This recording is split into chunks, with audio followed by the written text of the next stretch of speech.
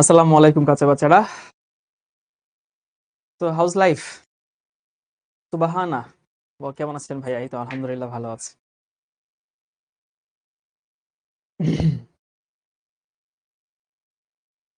মেহজাবিন, নন্দিনা, তারপর হচ্ছে শারমিন, খাদিজা, নোরা, তারপর হচ্ছে সাদিয়া, মিমি, নন্দিনী। খালি আমি একটা ছেলের নাম পড়তে চাচ্ছি কিন্তু কোনো ছেলে আমাকে কমেন্ট করছে না। আচ্ছা, আরজু, হ্যাঁ আমি আছি, ভালো আছি আলহামদুলিল্লাহ, সবকিছু মিলাই ভালো আছে।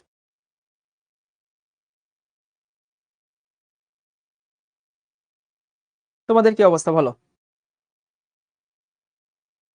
Have you read the topic, the previous one, Arrhenius equation?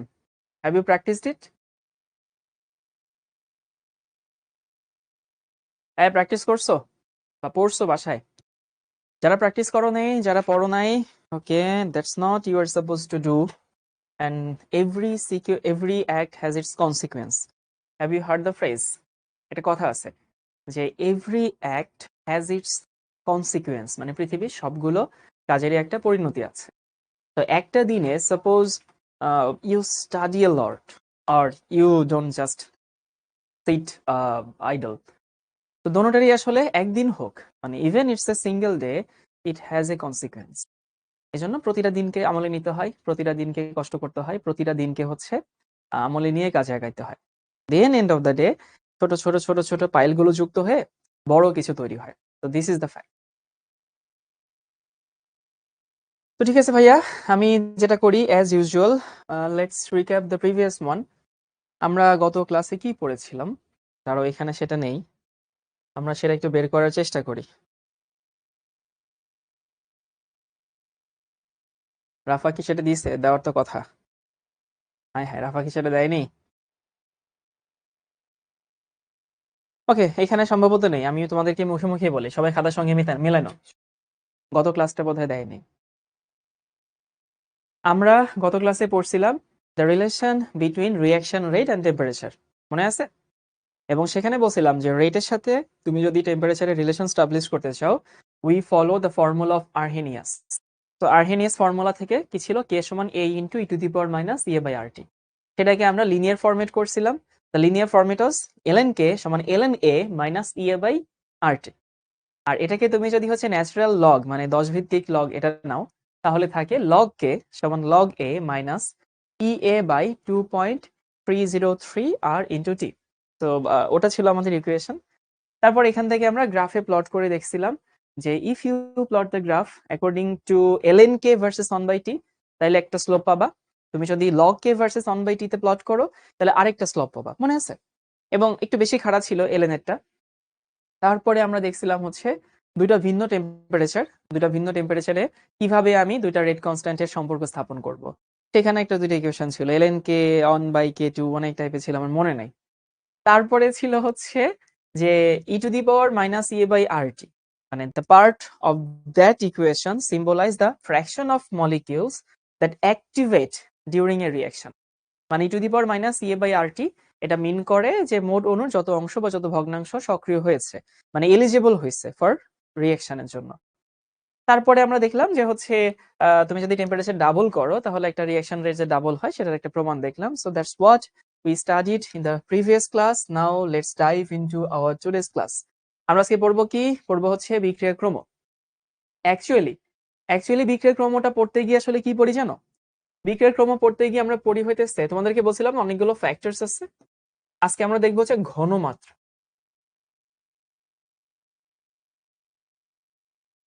হারের উপর ঘনমাত্রার প্রভাব।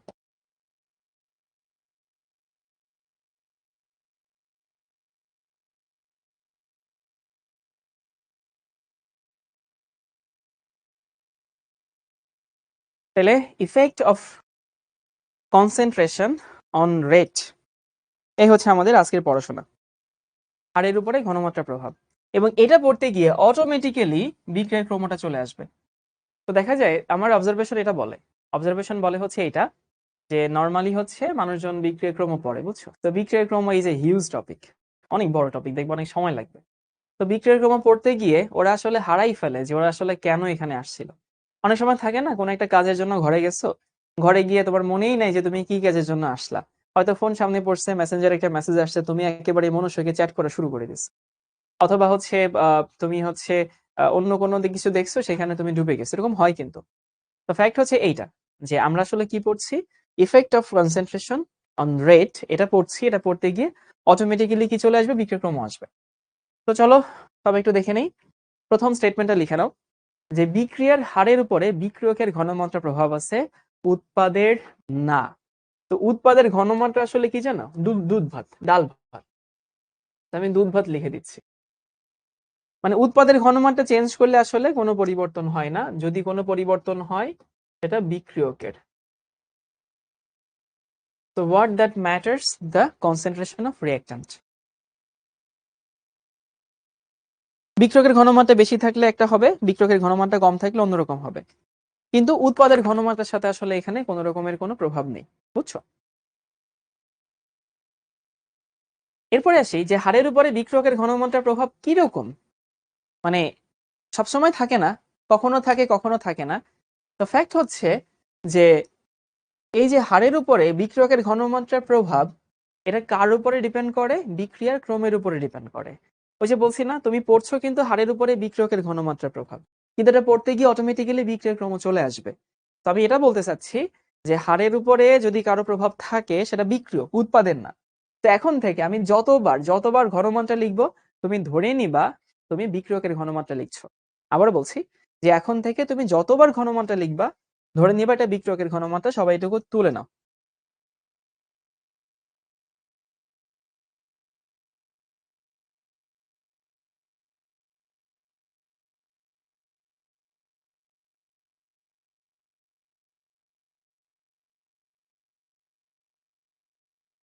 সবার কি লেখা হয়েছে? আচ্ছা, আমাকে ওয়াজিদ খান জিজ্ঞেস করছে, ভাই রাত জেগে পড়লে কি কোনো প্রবলেম হবে? না, ইট ডিপেন্ডস। মানে some of you have the habit to study early in the morning and some of you have the otherwise, but it doesn't matter. যে যেভাবে পড়ে স্বাচ্ছন্দ্য ফিল করে, তুমি যেভাবে পড়লে তোমার বেশি পড়া হয় তুমি সেভাবেই পড়বা। It doesn't have to be at the midnight, it doesn't have to be at the morning.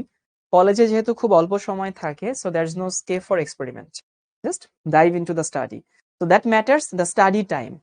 মানে it doesn't matter in night, in morning. হ্যাঁ, it is said that the morning is the suitable time for reading.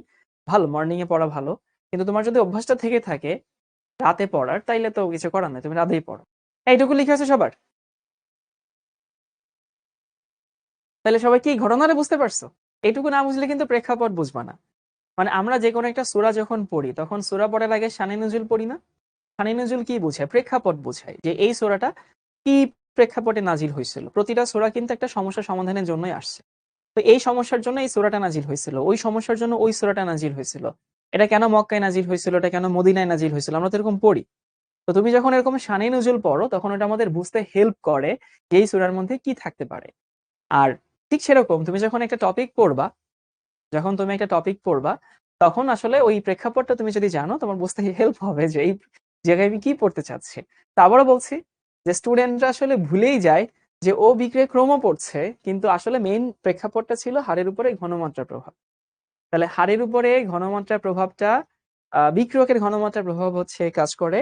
আর এইটা আসলে কার উপর depend করে? Depends on the reaction rate. এখন আসি ভাই, reaction rate জিনিসটা কি। আমি তোমাদেরকে 3টা এক্সপেরিমেন্ট দেখাবো। তো 3টা এক্সপেরিমেন্ট, ওকে? তো 3টা এক্সপেরিমেন্ট কিরকম? ধরো আমি একটা রিঅ্যাকশন দেখাচ্ছি, বিক্রিয়ক থেকে উৎপাদ তৈরি হয় আর কি, বুঝছো? এবং সেখানে আমি কি নিলাম? সেখানে আমি নিলাম হচ্ছে সি। সি না, হ্যাঁ সি নিলাম, আর এখানে রেট নিলাম। ওই শূন্য ক্রম প্রথম ক্রম কি লিখে আছে এগুলো বাদ দাও, সি এবং হচ্ছে রেট নিছি। তো আমি একটা এক্সপেরিমেন্ট করছি। মানে ডোন্ট আস্ক যে এগুলো আমি কই পাইলাম, আমি এক্সপেরিমেন্টাল রেজাল্ট এখানে লিখছি, বুঝছো? তো যখন ধরো সি মানে হচ্ছে কনসেন্ট্রেশন ছিল ধরো 0.1 মোলার। এই সি মানে কার ঘনমাত্রা? বিক্রিয়কের ঘনমাত্রা। বলছে উৎপাদের ঘনমাত্রার কোনো বেল নাই। তখন ঘনমাত্রা রেট কত পাইলাম? ধরো 0. না, এখানে 0.1 নেই, 0.1 মোলার, এটা 0. 0.001 মোল বা 0.01 মোল। এটা হচ্ছে আমি রেট পাইছি। জিজ্ঞেস করো না যে কই পাইছি, এটা পাইছি রিঅ্যাকশন করে আমি এরকম একটা রেজাল্ট পাইলাম আর কি, বুঝছো? আমি করলাম কি, ওই রিঅ্যাকশনটার জন্য কনসেন্ট্রেশন ডাবল করলাম, 0.2 মোলার নিলাম। তাহলে এখানে কত হবে? দেখলাম 0.01 মোলার রয়ে গেছে। চেঞ্জ হয়নি, কিন্তু চেঞ্জ হয়নি। কেন হয় না আমি জানি না, বাট হয়নি। এটা একটা এক্সপেরিমেন্টাল ভ্যালু। আমি এখানে কনসেন্ট্রেশন 0.3 মোলার করলাম, এখানে কত 0.01 মোলারই রয়ে গেল। তাহলে this is such N reaction that doesn't change it's rate according to the concentration of reactant. মানে কি বলবো, এই বিক্রিয়া তুমি বিক্রিয়কের ঘনমাত্রা চেঞ্জ করছো, কিন্তু কিন্তু সেখানে রেট চেঞ্জ হচ্ছে না। একজন জিজ্ঞেস করছে ভাই এগুলো লিখবো, মানুষ স্যারের মুখের কথাই লিখে, আর সেখানে আমি যেটা লিখছি তুমি সেটাই লিখবা না, এটা কেমনে হয়? এটা তো ইনজাস্টিস হয়ে যাবে আর কি। তাহলে কি বললাম, সেটা হতেছে যে এইখানে আমি বিক্রিয়কের ঘনমাত্রা বাড়াচ্ছি আর কি, বুঝছো? তো বিক্রিয়কের ঘনমাত্রা বাড়াচ্ছি, কিন্তু দেখলাম যে রিঅ্যাকশন রেট বাড়লো না। এখন কেন বাড়লো না আমি এটা জানি না, বাট বাড়লো না, এরকম একটা এক্সপেরিমেন্ট এখানে আছে। ওকে, ভালো কথা, বিক্রিয়কের ঘনমাত্রা বাড়াচ্ছি, রেট বাড়লো না, তার মানে বুঝতেই পারছো যে এই বিক্রিয়াতে রিঅ্যাকশন রেটের সাথে আসলে বিক্রিয়কের ঘনমাত্রার খুব একটা সম্পর্ক নাই আর কি। আরেকটা রিঅ্যাকশন ধরো, আমি আরেকটা রিঅ্যাকশন, অন্য একটা রিঅ্যাকশন, সেইটারও একটা এক্সপেরিমেন্ট দিয়ে আমি সেখানে হচ্ছে একটা এক্সপেরিমেন্টাল ভ্যালু লিখছি। এখানে হচ্ছে সি, এখানে হচ্ছে রেট।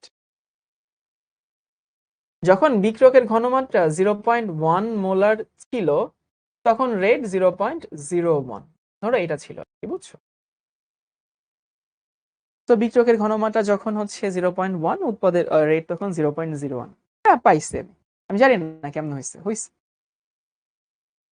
বিক্রিয়কের ঘনমাত্রা আমি বাড়াইলাম, 0.2 মোলার করলাম, আমি দেখলাম রেট 0.02 মোলার হইল। কেন হয়েছে আমি জানি না, বাট হইছে। আমি করলাম কি, বিক্রিয়কের ঘনমাত্রা 0.3 মোলার করলাম, এটাও 0.03 মোলার হইল। তাহলে বুঝতে পারছো মানে এখানে কি ঘটছে, এখানে আমি বিক্রিয়কের ঘনমাত্রা হচ্ছে বাড়াচ্ছিলাম, রেটও কিন্তু বেড়ে গেছে। আবারও বলছি, বিক্রিয়কের ঘনমাত্রা বাড়াচ্ছি, রেটও বেড়ে গেছে, মানে সমানুপাতে বাড়ছে। যেমনি বাড়াইছি দ্বিগুণ করছে, এখানেও দ্বিগুণ হয়েছে, 3 গুণ করছে, এখানেও 3 গুণ হয়েছে। এরপরে সেইখানে যদি আরেকটা বিক্রিয়া, ধরো অন্য একটা রিঅ্যাকশন, পি ভার্সেস রেট নিচ্ছি, তো এখানে 0.1 মোলার, এখানে 0.01 মোলার, মানে পাইলাম আর কি, এটা 0.2 ডাবল করছে, এটা হয়েছে 0.04। ওকে, বেড়ে গেছে। এখানে করছে 3 গুণ প্রথমটা থেকে আর কি, 0.3, এখানে 0.09 হয়েছে। তাহলে তিনটা রিঅ্যাকশনের জন্য 3টা এক্সপেরিমেন্টাল ডাটা তোমাদেরকে দেখাইলাম। এখন এই যে 3টা এক্সপেরিমেন্টাল ডাটা যে তোমাদেরকে দেখাইছি, এই ডাটা দিয়ে তুমি কি বুঝায় দেখো। বুঝায় হইতেছে, আচ্ছা এখানে একক তো মোল হবে না, একক না লিখে, একক তো জানো মোলার পার সেকেন্ড। আমি যদি লাস্টেরটায় আসি, লাস্টেরটা ভালো মতো খেয়াল করো, ঘনমাত্রা 0.1 ছিল তখন রেট 0.01 হয়েছে, ঘনমাত্রা 0.2 করছি, রেট 0.04 হয়েছে। তার মানে ঘনমাত্রা ডাবল করছো, রেট কিন্তু 4 গুণ হয়েছে। মানে প্রথমটার সাথে দ্বিতীয়টা কম্পেয়ার করো, তুমি ঘনমাত্রা ডাবল করছো, রেট বিকেম দ্য 4 টাইমস। ঘনমাত্রা প্রথমটা থেকে এখানে 3 গুণ করছো, রেট কত গুণ বাড়ছে? 9 টাইমস বাড়ছে না? তাহলে এই ঘনমাত্রা যা করছি রেট তার বর্গের সমানুপাতে বাড়ছে। ঘনমাত্রা যা করছি রেট তার বর্গের সমানুপাতে বাড়ছে। তাহলে আমি বলতে পারি যে এই বিক্রিয়ার জন্য রেট সমানুপাতিক থিটার স্কয়ার। তার মানে বর্গের সমানুপাতে চেঞ্জ হয়, কি চেঞ্জ হয়? রেট চেঞ্জ হয়। তাহলে আবারও বলছি যে এই রিঅ্যাকশনের জন্য আমি রেট চেঞ্জ হয় কিসের? বিক্রিয়কের ঘনমাত্রার বর্গের সমানুপাতে। এবার দেখো এখানে চিন্তা করো, আমি ঘনমাত্রা ডাবল করছি, রেট ডাবল হয়েছে, ঘনমাত্রা 3 গুণ করছি, রেটও 3 গুণ হয়েছে, সমানুপাতে বাড়ছে। এটা ডাবল করছি, ওটা ডাবল হয়েছে, ডাবল করছি, ডাবল হয়েছে, ডাবল করছি, ডাবল হয়েছে। তাহলে এখানে বলতে পারি যে আর সমানুপাতিক সি। এবারে সে এখানে ঘনমাত্রা তুমি বাড়াচ্ছ, রেট কিন্তু বাড়ছে না। তো ঘনমাত্রা বাড়াচ্ছ, রেট বাড়ছে না, ঘনমাত্রা বাড়াচ্ছ, রেট বাড়ছে না, তাহলে ঘনমাত্রা বাড়াচ্ছি, রেট বাড়ছে না, তারপর আমি কি বলতে পারি, এখানে আর কনস্ট্যান্ট, কনস্ট্যান্টকে লেখা যায় সি টু দি পাওয়ার 0, এটাকে লেখা যায় সি টু দি পাওয়ার হচ্ছে 1। ওকে, তার মানে তুমি তিনটা বিক্রিয়া খেয়াল করছো, যে আমি তিনটা বিক্রিয়া পাইলাম। এই বিক্রিয়ার প্রথমটাতে আমি দেখছি যে ঘনমাত্রার সাথে রেটের কোনো সম্পর্ক নাই, এখানে রেট ঘনমাত্রার সমানুপাতিক, এখানে রেট ঘনমাত্রার বর্গের সমানুপাতিক। তাহলে আমরা কিন্তু কি পড়তে চাচ্ছিলাম, আমি পড়তে চাচ্ছিলাম হারের উপরে ঘনমাত্রার প্রভাব।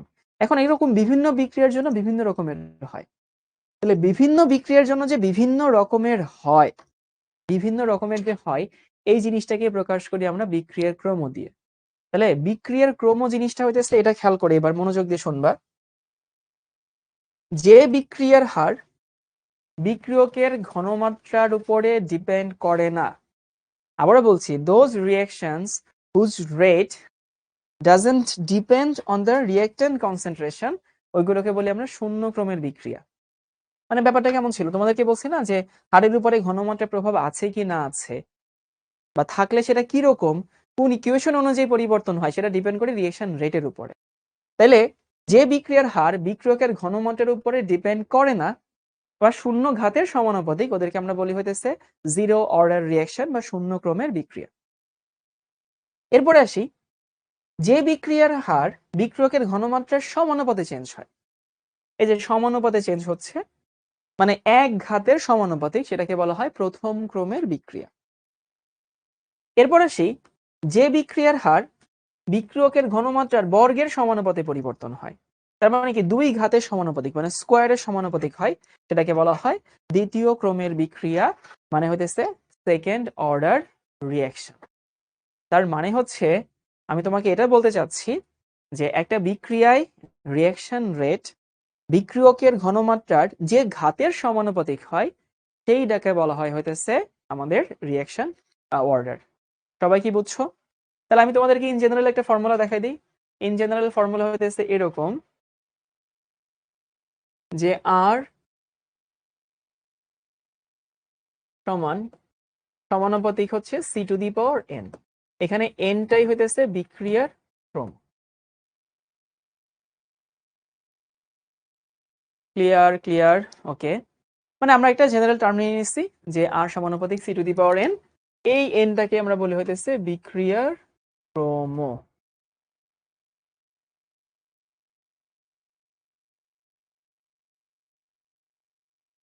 আচ্ছা, আমাকে তন্ময় বলছে ভাই তৃতীয় ক্রমের হয় না। হ্যাঁ, ক্রম তৃতীয় হয়, ইভেন চতুর্থও হয়, কিন্তু আমাদের তো আসলে সব দরকার নেই, প্রথম ক্রম পর্যন্তই হয় আসলে। বাট তারপরে আমরা হচ্ছে প্রথম আর দ্বিতীয় পর্যন্ত পড়াবো, দ্বিতীয় তোমাদের বইতে খুব একটা নাই, প্রথমটাই একটু বেশি আসে, শূন্যক্রম আসে। তাহলে বুঝতে পারছো যে হইতেছে আমরা একটা অর্ডার পাইলাম। এই যে তোমাদেরকে যে প্রথম স্টেটমেন্ট আমি লিখে দিলাম যে বিক্রিয়ার হারের উপরে বিক্রিয়কের ঘনমাত্রার প্রভাব আছে। আচ্ছা, সবসময় বিক্রিয়কের ঘনমাত্রার প্রভাব থাকে না, সবসময় বিক্রিয়কের ঘনমাত্রার প্রভাব থাকে না। কখন থাকে না বলতো, বুঝো কিনা? শূন্যক্রম বিক্রিয়ায় কি বিক্রিয়কের প্রভাব থাকে? দেখো, শূন্যক্রম বিক্রিয়ায় রেট কনসেন্ট্রেশন বাড়াচ্ছ, কিন্তু সেখানে কি রেট বাড়ছে? রেট তো বাড়ছে না। তাহলে আমরা যে বলতেছি যে বিক্রিয়ার হারের উপরে বিক্রিয়কের ঘনমাত্রা প্রভাব থাকে, but it doesn't always have to be মানে দিস ওয়ে। কোন রিঅ্যাকশনে থাকে না? The reaction which is zero order reaction, সেখানে বিক্রিয়কের ঘনমাত্রা প্রভাব থাকে না। তো সবাই এখানে এনবি দিয়ে একটা লাইন লিখে নাও যে শূন্য ক্রমে থাকে না।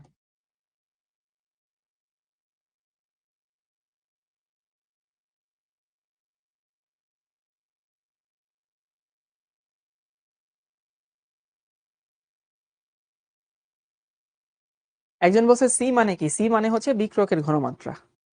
C is symbolising the reactant concentration.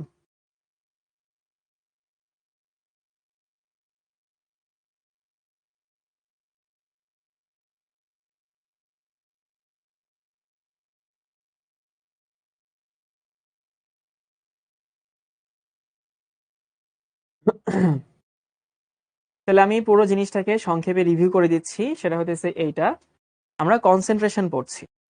Concentration কি পড়ছি? The effect of concentration on a reaction rate.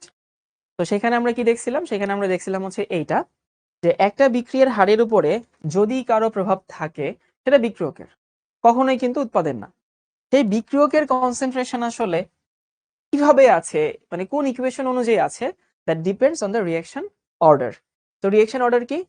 একটা বিক্রিয়ার হার, একটা বিক্রিয়ার হার বিক্রিয়কের যে ঘাতের সমানুপাতিক। আবারও বলছি যে একটা বিক্রিয়ার হার বিক্রিয়কের যে ঘাতের সমানুপাতিক, সেই ঘাতটাকে বলা হয়, সেই সূচক, সেই পাওয়ারটাকে বলা হয় হচ্ছে রিঅ্যাকশন রেট। এবং এটা মজার ব্যাপার হতেছে এইটা, যে আর সমানুপাতিক C to the power N, এখানে এন হচ্ছে রিঅ্যাকশন রেট। মজার ব্যাপার হতেছে এইটা কিন্তু আসলে তোমার বিক্রিয়ার সমীকরণ দেখে বলা যায় না। আচ্ছা, আমি এটাকে একটু সিম্পলিফাই করি।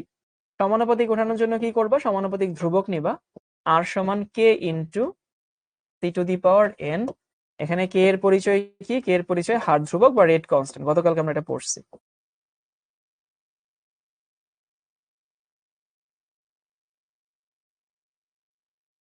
গতকালকে পড়ছো না হার ধ্রুবক? হার ধ্রুবক মানে কি? যখন বিক্রিয়কের ঘনমাত্রা 1 মোলার, তখন যে হার সেটাকে আমরা কি বলি? হার ধ্রুবক বলি। এবং এটা মজার ব্যাপার তোমাদেরকে বলি। মজার ব্যাপার হচ্ছে এখানে যে এন যে মানটা, এই এনটা কিন্তু টোটালি এক্সপেরিমেন্টাল বা এক্সপেরিমেন্টাল।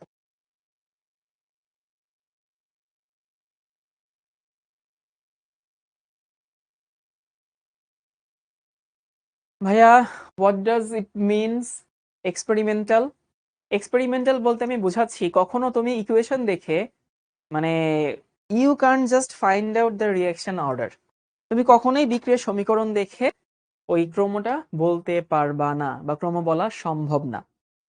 যেমন ধরো, আমি এখানে বুঝাচ্ছি যে সমীকরণ দেখে, বিক্রিয়া দেখে, বিক্রিয়া দেখে থেকে লিখতে হবে, দেখে, বিক্রিয়া দেখে ক্রম বলা সম্ভব না। তোমাদের দুইটা প্রমাণ দেখাচ্ছি, তাহলে তোমাদের এই কনসেপ্টটা ক্লিয়ার হবে যে বিক্রিয়া দেখে যে ক্রম বলা সম্ভব না। একটা উদাহরণ দিই। ধরো এই উদাহরণটা, এই যে হাইড্রোজেন ক্লোরিন মিলে কি তৈরি করলো? মিলে তৈরি করলো 2HCl। আচ্ছা, এই বিক্রিয়ার কোন ক্রমের তুমি কি জানো? কোন আইডিয়া আছে? মানে হাইড্রোজেন ক্লোরিন বিক্রিয়া করে হাইড্রোক্লোরিক অ্যাসিড তৈরি করলো, সো এই বিক্রিয়াটা কোন ক্রমের পড়ে? এটা হচ্ছে শূন্য ক্রমের বিক্রিয়া। এখন শূন্য ক্রমে বলতে কি বোঝাচ্ছে? শূন্য ক্রমে বলতে বোঝাচ্ছে এখানে হাইড্রোজেনের ঘনমাত্রা বাড়াইলেও রেট চেঞ্জ হয় না, এখানে ক্লোরিনের ঘনমাত্রা বাড়ালেও রেট চেঞ্জ হয় না। আসলে দেখা যায় এই বিক্রিয়াতে তুমি যে এইচ নিউ দাও না, লাইট দাও না, লাইটের ইন্টেন্সিটি বাড়ালে হচ্ছে রেট বাড়ে। এটা কেমনে জানছে? এটা পরীক্ষা করে জানছি। তোমরা কেমনে জানলা? শাওন ভাই বলছে দেখে তোমরা জানলা। এই জন্য কখনোই রিয়েকশন ইকুয়েশন দেখে you can say the order of reaction. বুঝিয়াছি সবাই? ওই যে থাকে না, আমি তোমাদেরকে মাঝে মধ্যেই বলি, the result doesn't always reflect your efforts. মানে সামটাইমস এটা হয়। সবসময় আসলে রেজাল্ট দেখে তোমার এফোর্টটাকে জাজ করা যায় না। তো be satisfied with your efforts. Always always always result doesn't represent ইট।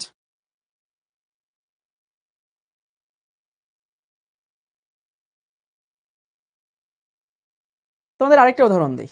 ধরো তোমার কাছে এটা আছে, আর সি ডাবল ও আর। তোমরা কি জানো এটা অ্যাস্টার? যারা না জানো তাহলে জেনে নাও যে এটা হচ্ছে অ্যাস্টার। তো এই যে অ্যাস্টার, এটার সাথে তুমি পানি মেশাচ্ছ আর কি। তো অ্যাস্টারকে তুমি যখন হাইড্রোলাইসিস করবা, তখন এখানে তৈরি হয় হচ্ছে অ্যাসিড। এই বিক্রিয়া অর্গানিকে পড়বা, বা 9-10 হয়তো পড়ে আসছো, না পড়লে সমস্যা নেই। তো তুমি যখন অ্যাস্টারকে হাইড্রোলাইসিস করবা, তখন অ্যাসিড এবং অ্যালকোহল তৈরি হয়। তো অ্যাস্টারকে হাইড্রোলাইসিস করলে যে অ্যাসিড অ্যালকোহল তৈরি হয়, এটা কোন ক্রমের বিক্রিয়া? এটা প্রথম ক্রমের বিক্রিয়া। ভাইয়া, হাউ ডাজ ইউ নো? মানে আমি কিভাবে জানি? আমি জানি না, এটা পরীক্ষা করে দেখা গেছে। এটা আমি পরীক্ষা করে কেউ একজন জানে, আমি সেখান থেকে জানি, আমি তোমাদেরকে মেসেজটা কনভে করলাম। তো this is how you know. But কখনোই এটা দেখে বলা পসিবল না এটা কোন ক্রমের বিক্রিয়া। বুঝে আছি?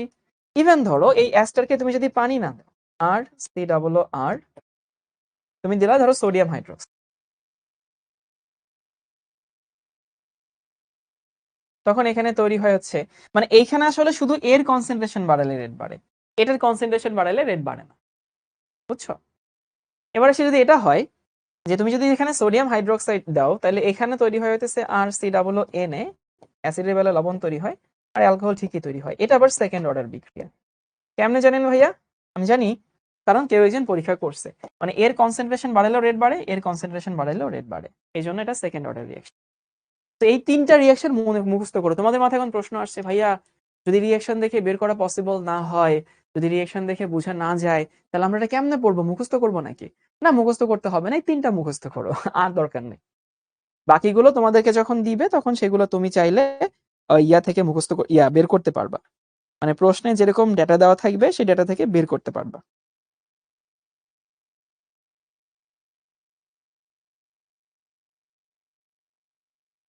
তাহলে সবাই কি বুঝছি? যে অনেকে জিজ্ঞেস করছো, যেমন একজন সায়রা জিজ্ঞেস করছে, তাহলে বাকি এগুলো মুখস্থ করবো? না না, মুখস্থ করতে হবে না। জাস্ট তুমি হচ্ছে তিনটা মুখস্থ করো, তিনটা তো মুখস্থ করতে পারবা, তাইলেই হইতেছে, আর লাগবে না। আমি আবারও শুরু থেকে রিক্যাপ করি যে একটা বিক্রিয়ার হারের উপরে বিক্রিয়কের ঘনমাত্রার প্রভাব, এটা বলতে গেলে আমরা বিক্রিয়ার ক্রম পড়ি। তো ক্রম হচ্ছে এমন একটা রাশি যেটা একটা সূচক। একটা বিক্রিয়ার হার বিক্রিয়কের ঘনমাত্রার যে ঘাতের সমানুপাতিক। একটা বিক্রিয়ার হার বিক্রিয়কের ঘনমাত্রার যে ঘাতের সমানুপাতিক সেই ঘাতকে বলা হয় বিক্রিয়ার ক্রম। ওকে? এবং এটা যে সবসময় হবে এমন কোনো কথা নাই। শূন্যক্রম বিক্রিয়ার কিন্তু বিক্রিয়কের ঘনমাত্রার সাথে হারের কোনো সম্পর্ক নাই, নো রিলেশনস। তারপরে তোমাদেরকে বলছিলাম যে ক্রমটা আসলে টোটালি এক্সপেরিমেন্টাল, মানে we can say the order of reaction with the chemical equation. তুমি জাস্ট এক্সপেরিমেন্ট করে বলবা। এখানে তিনটে প্রমাণ দেখাইলাম যে আসলে সবসময় সমীকরণ দেখে বলা পসিবল না। মুখস্থ করা লাগবে না, শুধু তিনটা মুখস্থ করলেই হবে। হ্যাঁ, শুধু তিনটা মুখস্থ করলেই হবে। এরপরে ধরো যদি এমন হয়, এরকম একটা রিঅ্যাকশন আছে যে A প্লাস বি সমান হইতেছে এখানে ধরো C প্লাস ডি তৈরি হচ্ছে, থাকতে পারে না? তোমাদেরকে আমি এখানে যেরকম দেখাইছিলাম যে শুধু সি, তো বিক্রিয়ক তো একাধিকও থাকতে পারে। তেমন যদি হয়, তো ধরো এক্সপেরিমেন্ট করে তুমি এরকম একটা কিছু পাইলা, আর সমানুপাতিক এ টু দি পাওয়ার ধরো হচ্ছে এক্স, এরকম একটা পাইলা, আর আর সমানুপাতিক B to the power Y.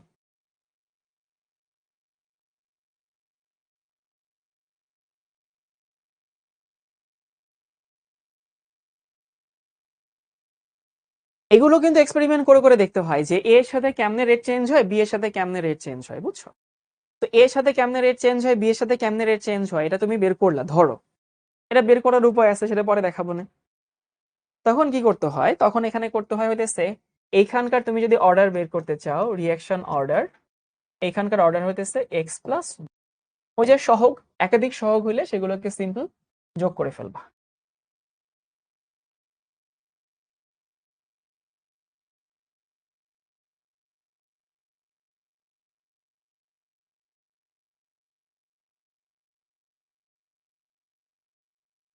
ভাইয়া আমি ইংরেজিতে অনেক দুর্বল।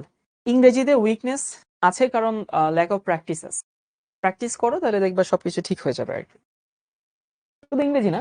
আহ, আচ্ছা, রিজু তালুকদার বলছে এক্স ওয়াই কই থেকে আসলো? এটা এক্সপেরিমেন্টাল ভ্যালু। ধরো যে রেটটা এর এক্স ঘাতের সমানুপাতে পরিবর্তন হয় আর বি এর ওয়াই ঘাতের সমানুপাতে পরিবর্তন হয়। রমিন ভাই আমার একটু পানি তৃষ্ণা লাগছে, মাথা ব্যথা করছে। এই সবাইকে এই পর্যন্ত ক্লিয়ার?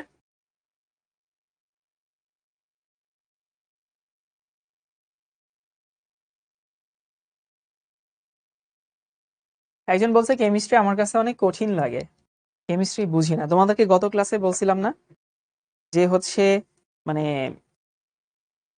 মানে if you want to grow, মানে you have to go through some stages. The first stage is a comfort zone. Comfort zone এটা যে আমার যেটা ভালো লাগে আমি সেখানে থাকবো, যেটা ভালো লাগে না সেখানে যেতে চাইবো না। So this is comfort zone. And just out of the comfort zone there is fear zone. Fear zone is, ও ভাইয়া আমি কেমিস্ট্রি বুঝি না, আমি কেমিস্ট্রি পড়বো না, আমি ওখানে যাব না। এটা হচ্ছে ফিয়ার জোন, আমরা ওখানে যেতে চাই না আসলে। কিন্তু তুমি যদি মানে if ever you can overcome that fear zone, then there will be the learning zone. তখনই তুমি আস্তে আস্তে লার্ন করা শুরু করবে, দেন দ্য গ্রোথ জোন। তোমাদেরকে আগেও বলছি যে হচ্ছে ভালো লাগে না, ভালো পারি না, বুঝতে কঠিন লাগে, রাখবে। সব জিনিস সবার কাছে সহজ লাগবে না, স্বাভাবিক।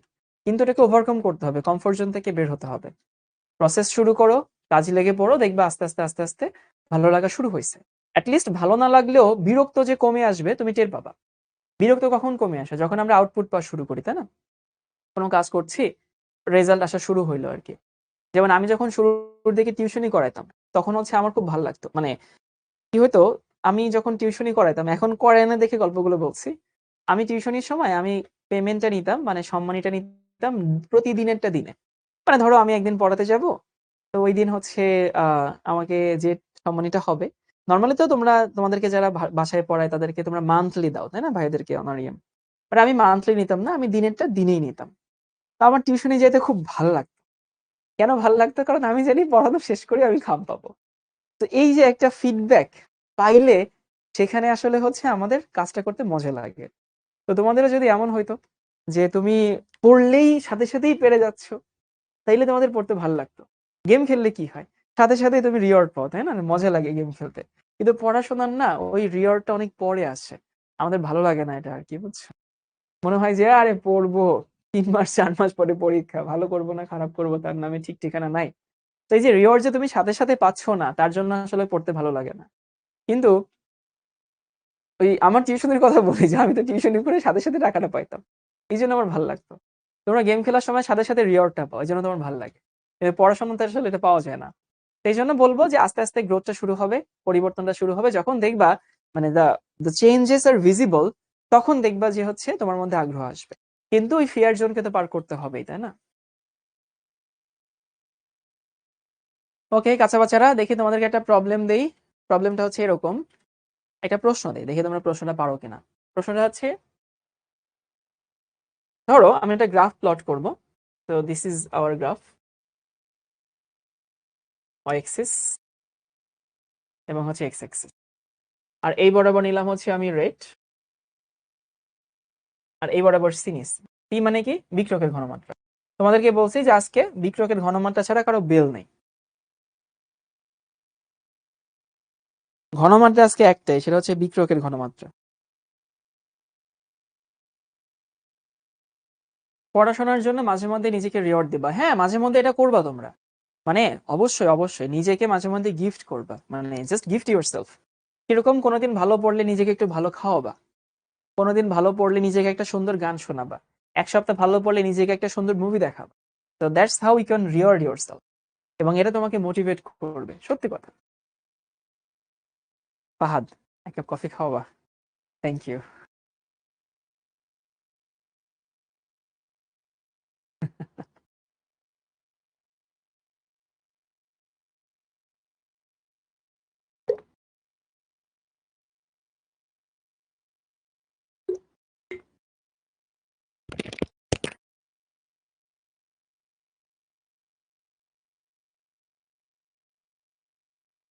হ্যাঁ মানে তোমার যেটা করতে ভালো লাগে, যেটা করলে তোমার স্ট্রেস রিমুভ হয়, নিজেকে সেরকম একটা ট্রিট করবা, ট্রিট দিবা আর কি, বুঝছো?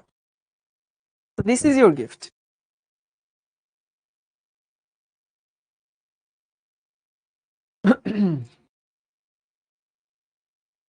এখন বলছে আপনি বিসিএস ক্যাডার নাকি? শান্ত বিশ্বাস। আগে একটু ভাই তোমাকে একটু কারেক্ট করে দেই, উচ্চারণটা আসলে CADRE। This is the cadre, মানে হোয়াট ইউ মিন ক্যাডার, এটা। তুমি লিখছো CADER, ওটা না, এটা কাদের হয়ে যায়, এটা ক্যাডার।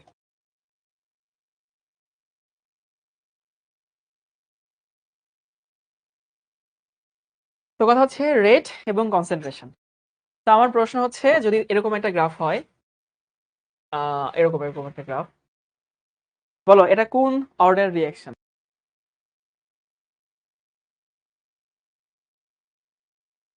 এই গ্রাফ দেখে বলো। যে এরকম একটা গ্রাফ তুমি পাইলা, তো প্রশ্ন হচ্ছে এটা কোন ক্রমের বিক্রিয়া? গ্রাফ দেখে বোঝা উচিত, মানে আমি জানি আমার এই কাঁচা বাচ্চারা খুবই স্মার্ট, ওরা গ্রাফ সম্পর্কে খুব ভালো আইডিয়া রাখে। গ্রাফ দেখেই বুঝো যে হইতেছে তুমি এখানে কনসেন্ট্রেশন বাড়াচ্ছ, কিন্তু রেট কিন্তু বাড়ছে না, রেট অ্যাজ ইট ইজ রয়ে গেছে। তাহলে রেট বাড়ে না, কনসেন্ট্রেশন বাড়াইলো, ওইটাকে আমরা কি বলি? জিরো অর্ডার রিঅ্যাকশন বলি। মাশাআল্লাহ, অনেকেই পারছো।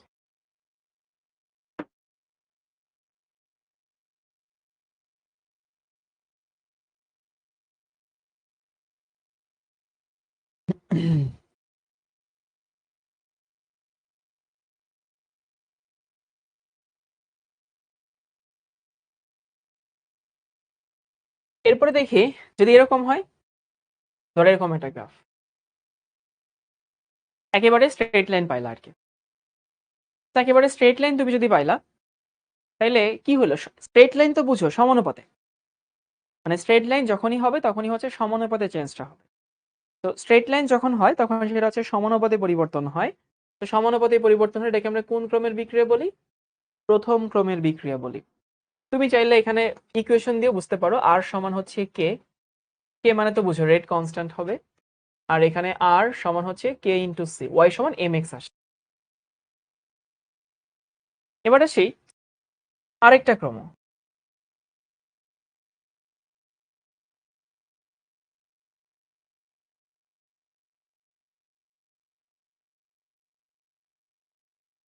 ধরো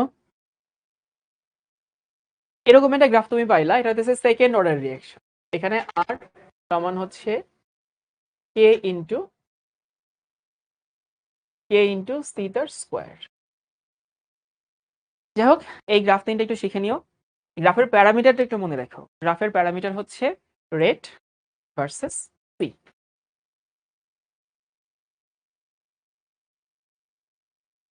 তোমাদের সাথে একটা বিষয় শেয়ার করি, এটা আজকে মনে হলো তোমাদের সাথে শেয়ার করা উচিত। এটা আমার ভিউ আর কি, প্রতিটা মানুষের সাথে একটা ভিউ থাকে। তোমরা কি এই কয়েকটা জিনিস বুঝো? দেখো তো, মানে এগুলোকে অ্যানালিটিক্যাল ব্যাপার স্যাপার বলে। একটা হচ্ছে মিস্টেক, একটা হচ্ছে সিন, একটা হচ্ছে ক্রাইম। মানে do you know the difference? Mistake, sin, crime যদি বাংলা বলি তাহলে মিস্টেক মানে ভুল, সিন মানে পাপ, আর ক্রাইম মানে অপরাধ। এখন কোনটা কি আসলে? প্রথমে আসি হচ্ছে ভুল। ভুল কোনটা? ভুল কোনটা? আমি একটা কাজ করলাম যেটা আমার করা উচিত হয় না, বুঝছো? তো ভুলের ক্ষেত্রে যেটা হয় যে আমি যে একটা ভুল করি সেটা আমার ক্যারিয়ারের জন্য খারাপ হইতে পারে, আমার পরিবারের জন্য খারাপ হইতে পারে। ম্যাক্সিমাম টাইমে আমরা ভুল সেটাকেই বলি, ভুল সেটাকেই বলি নর্মালি আমাদের ইউজে, মানে যেভাবে ইউজ করি, যেটাতে নর্মালি আমাদের নিজেদের ক্ষতি হয় আর কি, অন্য মানুষের খুব একটা ক্ষতি টতি হয় না, এটাকে আমরা ভুল বলি। এরপরে আসি সিন কোনটা আসলে? সিন মানে হচ্ছে পাপ। পাপের ক্ষেত্রেও নিজের ক্ষতিটা বেশি হয়। পাপ মানে কি? পাপ মানে হইতেছে ধরো যারা আমরা মুসলিম আছি তখন আমাদের কোরআন হাদিস অনুযায়ী যেগুলো করা হচ্ছে নিষেধ, সেগুলো যদি আমরা করি তাহলে সেগুলো হচ্ছে পাপ। যেমন ধরো আমি যদি হচ্ছে লুকায় লুকায় আমার ফোনে অ্যাডাল্ট ভিডিও দেখি, সেখানে কি আমি কোনো ক্রাইম করছি? মানে আমি কি অন্য কারো ক্ষতি করছি? অন্য কারো ক্ষতি কিন্তু আমি করছি না, আমি নিজে নিজে দেখছি। তো ওটাও কিন্তু আমার অপরাধ না, ওটা আমার পাপ। আমি দেখছি আমার পাপ হচ্ছে। বা ধরো আমি নামাজ পড়ছি না বা আমি রোজা রাখছি না, তাহলে আমি যদি নামাজ না পড়ি, আমি যদি রোজা না রাখি, আমি আমার মতো করে কারো ক্ষতি করলাম না, কিন্তু আমি নামাজ পড়লাম না, আমি রোজা রাখলাম না, তাইলে কিন্তু আমার পাপ হচ্ছে। আর অপরাধ হচ্ছে সেটা যেটার মধ্যে ভুল তো অবশ্যই থাকে, এবং যেটার মধ্যে অবশ্যই পাপ থাকে, এবং যেটা অন্য কারো ক্ষতি হয়। যেমন তুমি কারো জিনিস চুরি করলা, দিস ইজ ক্রাইম। এই ক্রাইমের মধ্যে আমি বলতে চাচ্ছি হচ্ছে এইটা, যে সিনের মধ্যে যেমন মিস্টেক থাকে, ঠিক সেরকম ক্রাইমের মধ্যে সিনও থাকে, ক্রাইমের মধ্যে মিস্টেকও থাকে। অর্থাৎ এই তিনটার মধ্যে সব থেকে বড় অপরাধ হচ্ছে আমার চোখে ক্রাইম। তুমি ক্রাইম করা মানে কি আরেকজনের হক নষ্ট করলা। ক্রাইম বাংলাদেশে সেটাকেই বলে, বাংলাদেশের সংবিধানে প্রতিটা মানুষের একটা নাগরিক অধিকার আছে, এবং সেটা কোরআন সুন্নাহ অনুযায়ী মোটামুটি মেনেই চলা করা হয়। কোরআন বলে নাই অন্য ধর্মকে চাপাই দিতে, কোরআন বলেনি প্রতিমা ভাঙতে, তাই না? তো কোরআন এবং সুন্নাহ মেনেই একটা দেশের সংবিধান হইতেছে দাঁড় করানো হয়। সেই সংবিধানকে যদি কেউ হইতেছে মানুষের অধিকারকে খর্ব করে, যেমন তুমি কারো সম্পদ নিলা, তুমি কারোর সাথে মানে চুরি করলা, ছিনতাই করলা, খুন করলা, সেগুলো হচ্ছে ক্রাইম। তো যেটা হইতেছে যে এই তিনটার মধ্যে সব থেকে লাইট হচ্ছে মিস্টেক, তারপরে সিন, তুমি পাপ করছো, তুমি আল্লাহর কাছে যদি তওবা করো, হু নোজ, আল্লাহ তোমাকে ক্ষমা করেও দিতে পারে, কারণ সে হচ্ছে রহমানের রহিম, তাই না? তার একটা নাম অসীম দয়ালু। তো সে হয়তো তোমাকে বা আমাকে ক্ষমা করে দিল, কিন্তু তুমি যখন ক্রাইম করো তখন তুমি অবশ্যই অন্য কারো হক নষ্ট করছো, তুমি অবশ্যই অন্য কারো হক নষ্ট করছো। এবং এই অন্য কারো হক নষ্টের ক্ষমা কিন্তু আল্লাহ করে না। এটাকে তোমরা জানো যে দুই রকম অধিকার আছে, দুই রকম হক আছে, হাক্কুল ইবাদার হাক্কুল্লাহ, মানে আল্লাহর হক এবং বান্দার হক। তো বান্দার হক তুমি যখন মারো তখন তুমি আসলে অপরাধী হয়ে যাচ্ছ, এবং এইখানে কিন্তু তার কাছে ক্ষমা চেতে হবে।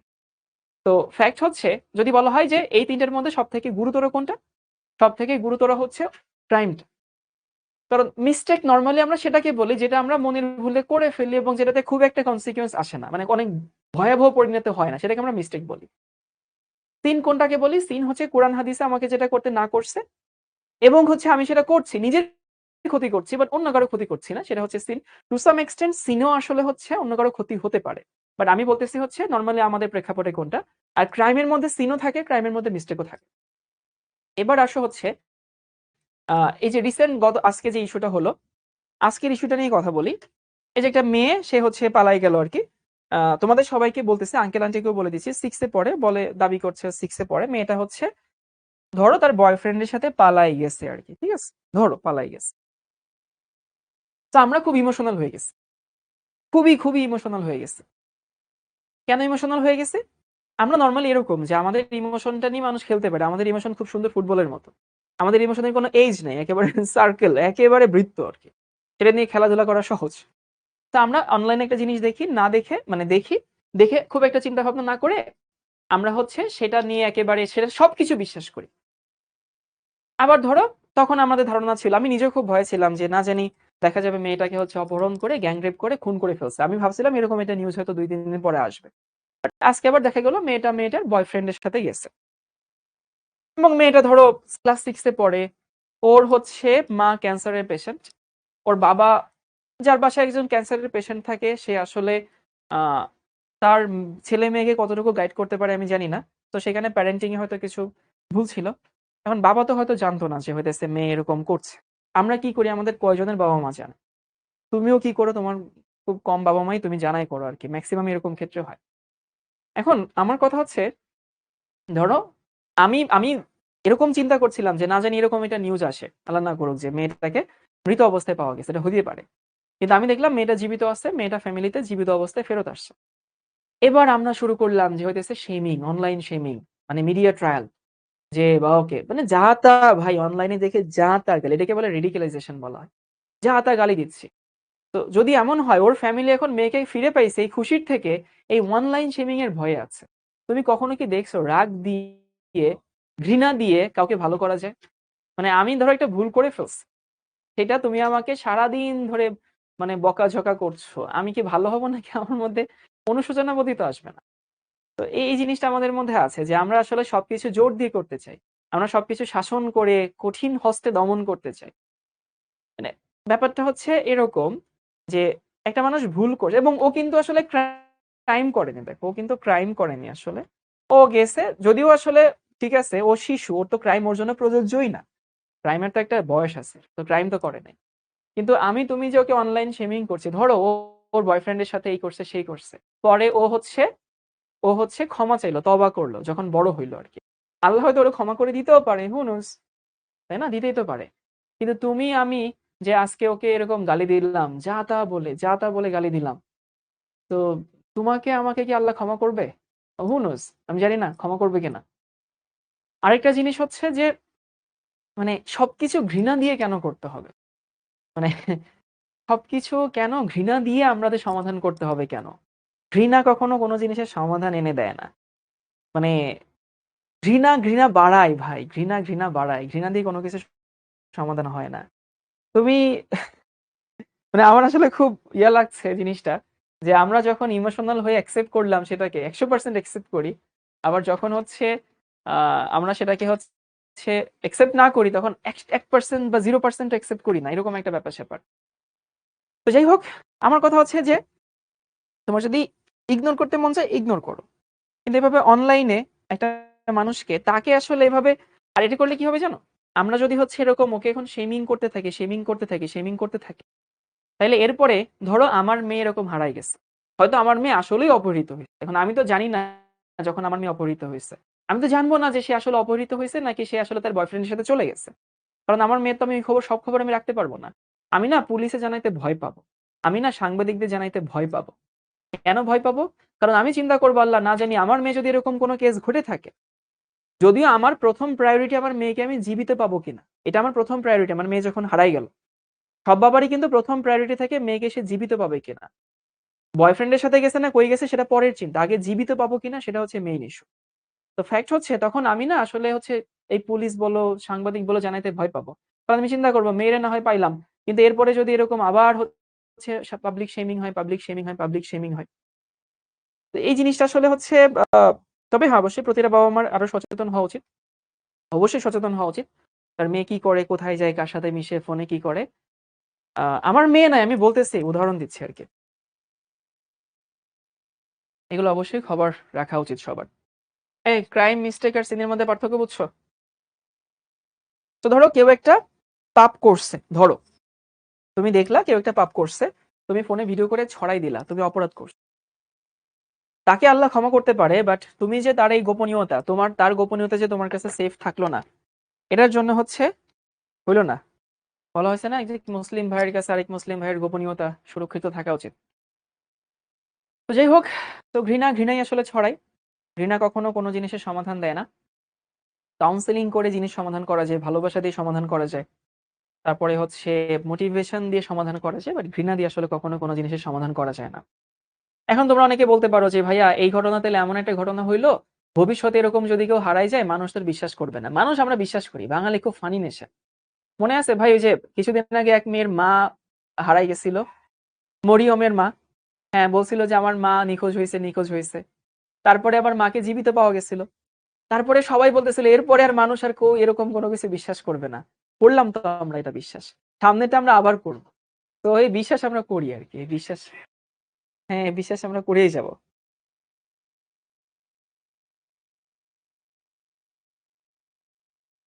ওকে, এবার আসি কিছু ক্যালকুলেশন দেখি। সেটা হতেছে এইটা।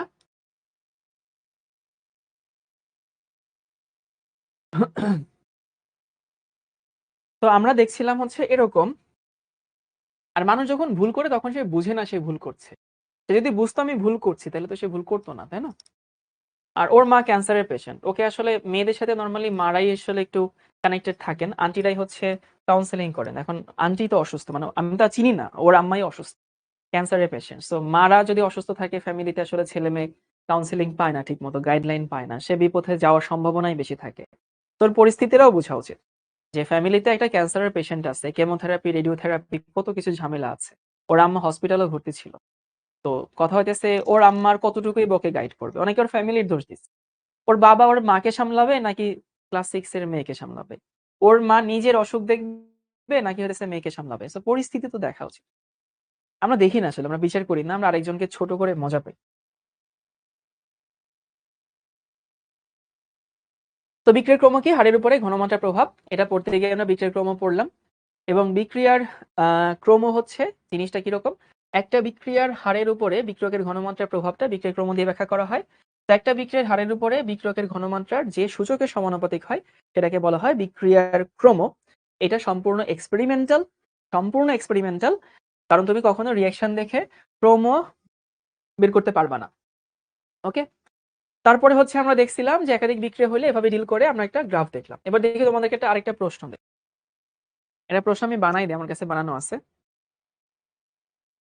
যাই হোক, আমি যে কথাগুলো বললাম এই কথাগুলো সবাইকে একসেপ্ট করতে হবে এমন না। প্রত্যেকটা মানুষের আলাদা আলাদা ভিউজ আছে। তবে চেষ্টা করবো তোমার কথা, তোমার কাজ, তোমার লেখনী দিয়ে কেউ যেন কষ্ট না পায়, এই চেষ্টাটা করা ভালো। This is a good practice. এবং এহেন কোনো ধর্ম নাই যে ধর্মে বলা আছে যে অন্য কাউরে আঘাত দিয়ে কথা বলো। ক্ষমা সব ধর্মেরই সব থেকে মহৎ গুণ। সব ধর্মেতেই ক্ষমার অনেক নিদর্শন আছে। সব ধর্মতেই বলা আছে ক্ষমা ভালোবাসার মাধ্যমে বিশ্ব জয় করা যায়। যারা এখানে হিন্দু আছো, অন্য ধর্মের আছো, তেমন কোনো ধর্ম নাই যেখানে বলা হয়েছে যে তুমি ঘৃণা দিয়ে কোনো কিছু সমাধান করতে পারবা।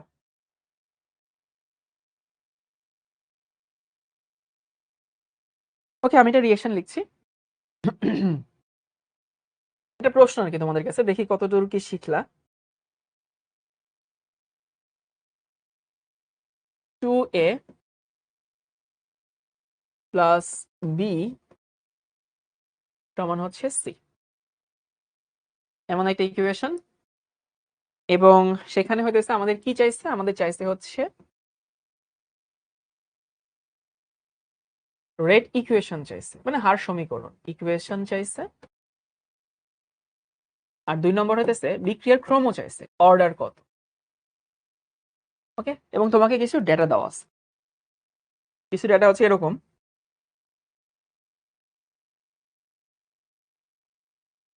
আমার কাছে তোমাদের মতো কত বাচ্চারা এসে বলে যে ভাইয়া ওই ছেলেকে পছন্দ করতাম বা ওই মেয়েকে পছন্দ করতাম, এগুলো এগুলো করছি, এখন আমি ফিরতে চাই। আমি কাউকে জাজ করি না, আমি কাউকেই জাজ করি না, কারণ আমি জানি যে মানুষ ভুল করতেই পারে। ভুল হয় না শয়তানের, মানুষের ভুল হবে। তোমাদের মতো অনেকেই বলে যে ভাইয়া এটা করছি, এখন কিভাবে আমি হইতেছে এটা থেকে ফেরত আসবো। কারণ আমি যদি ওরে তখন গালাগালি করি, তখন কেউ ভালো হবে? জীবনে ভালো হবে না। 0.1, 0.1, বা আমি যদি প্রশ্ন করি কেন করছো, তুমি যেহেতু করছো তোমার সাথে এরকমই হওয়া উচিত, বা আরো দুই একটা ধরো গালাগালি দিলাম আর কি অনলাইনে, মেসেঞ্জারে, ওকে ভালো হবে? জীবনে ভালো হবে না। ওর প্রতি তখন ও আরো আমার প্রতি, সমাজের প্রতি ঘৃণা নিয়ে বড় হবে। 0.1, 0.2, 1.2 into 10 to the power minus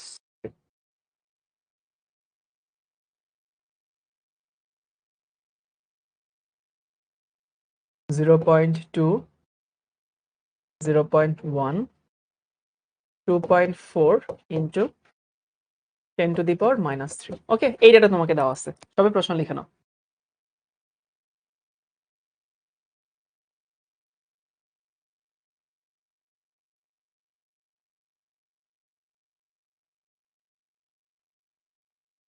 আচ্ছা, সাদিকের বলছে স্কুলের মেয়েগুলো সাধারণত এই ভুলগুলো বেশি করে। আসলে ভুল তো ভুল, স্কুল হোক কলেজ হোক, মানুষ যে কোনো বয়সে যে কোনো ভুল করতেই পারে। ভুল করাতে তো মানে হ্যাঁ, ভুল তো ভুলই।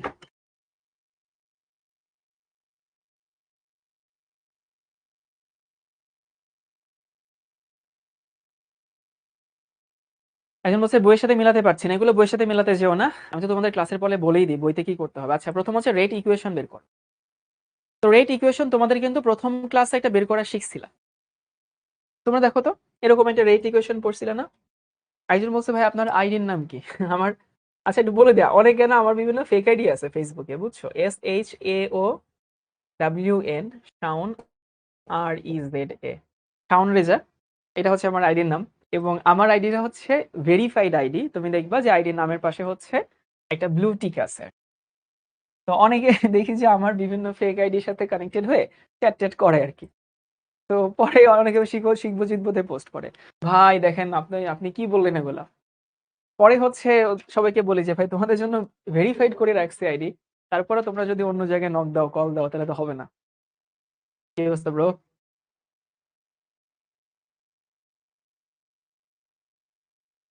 চলে যাচ্ছ? ওকে, এইসব গুড লাক। এটা কিন্তু অন আছে। আচ্ছা ঠিক আছে, ভাবিকে আমার সালাম দিও। ভাবি আসছে কোথায় থেকে না, বাচ্চাও আসছে। আচ্ছা ঠিক আছে, আচ্ছা আল্লাহ হাফেজ। হ্যাঁ, আমার আইডি থেকে অনেকটা ফ্রেন্ড রিকোয়েস্ট পাঠাই দিছে। এখন যেটা বলছিলাম, যে তোমরা দেখো তোমাদের যে আমি প্রথম ক্লাসেই হচ্ছে দেখাইছিলাম যে হচ্ছে রেট বের করার একটা ইকুয়েশন। না সাইফ না, সাইফ রে তো আমি তুমি করে বলবো না। সাইফ, সাইফ না, ধ্রুব আসছে। তো সেখানে রেট ইকুয়েশনের ক্ষেত্রে কি দেখছিলাম, রেট ইকুয়েশনের ক্ষেত্রে দেখছিলাম এরকম ভাবে যে আর সমান -½ into delta of A by হইতেছে ডেল্টা অফ টি, এরকম একটা রেট ইকুয়েশন দেখছিলাম না আমরা। এখন এই যে যে একটা রেট ইকুয়েশন যে আমরা দেখছি, ওটা হচ্ছে আমাদের শিখর একজন এমপ্লয়ি, অপারেশনস এর এমপ্লয়ি, ও অস্ট্রেলিয়া না, হ্যাঁ অস্ট্রেলিয়া চলে যাচ্ছে। তো আজকে ওর হচ্ছে বিদায় হচ্ছে। সাইফ না, সাইফ না, ওর নাম হচ্ছে ধ্রুব। তোমরা ধ্রুব ভাইকে চিনো না, কারণ ও ক্যামেরার সামনে কাজ করে না, ও ক্যামেরার পেছনে কাজ করে। ওর হচ্ছে অস্ট্রেলিয়াতে পিএইচডি না মাস্টার্স, পিএইচডি হচ্ছে ও ইয়া পাচ্ছে। তো ও হচ্ছে চলে যাচ্ছে। কিন্তু এইখানে না আসলে এটা চায় না, মানে এখানে এটা চাইনি আসলে। এটা কেমনে বুঝছি ভাইয়া? এটা বুঝছি হইতেছে যে আমাদের এই প্রশ্ন দেখে। তো এখানে রেট ইকুয়েশন বলতে আসলে কি যাচ্ছে, কি বোঝাচ্ছে জানো? রেট ইকুয়েশন বলতে চাচ্ছে হচ্ছে ওরা এটা বোঝাচ্ছে যে আর আর সমান কে ইন্টু এখানে এ টু দি পাওয়ার হচ্ছে X, B to the power Y. ওরা আমাদের কাছে এবং এক্স এবং ওয়াই এর এই মানটা চাইছে। দেখো আমি তোমাকে আবারও বলছি, আমি ডিনাই করছি না, মানে that was a rate equation. I agree with you, that was another rate equation and this is another rate equation, both are correct. But you need to understand the situation. Situation কি? Situation হতেছে এখানে দেখো আমার কাছে যে data দেওয়া আছে এবং যেহেতু আমাকে অর্ডার চাইছে, তো তখন তোমরা এই টাইপের ইকুয়েশনটা নেবা। ওটাও রেট ইকুয়েশন, এটাও রেট ইকুয়েশন, কিন্তু দুটোর মধ্যে ডিফারেন্স আছে।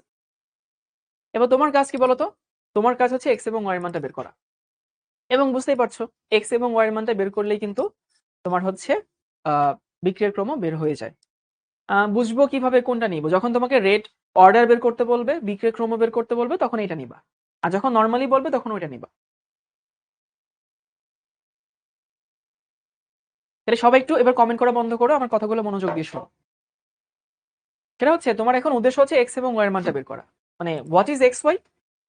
এক্স ওয়াই হচ্ছে এক্স কি এ এই রিয়াকশনকে কিভাবে এফেক্ট করে সেটা, ওয়াই কি বি এই রিয়াকশনকে কিভাবে এফেক্ট করে সেটা। দেখো ট্রাই টু আন্ডারস্ট্যান্ড।